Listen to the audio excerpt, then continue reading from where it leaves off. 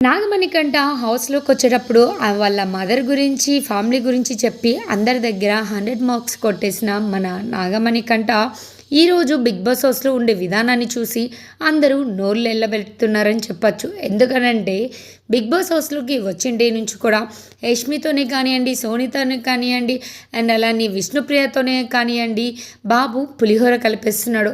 అదేనండి బాబుకి పులిహోర రాజా అని కూడా 'బిగ్ బాస్'లో బిరుదు ఇచ్చేసారని చెప్పొచ్చు. ఎందుకంటే నైనిక ఇటీవల డిస్కషన్‌లోని ఒక మాట అనింది. నాగమణికంఠ గారు ఎందుకు హౌస్‌లో అందరితో పులిహోర కలుపుతున్నారంటే ఇంటికెళ్ళిపోతే ఏముంటుంది? ఇక బయట ఉన్నప్పుడే కదా ఎంజాయ్‌మెంట్ మొత్తం అంటారు.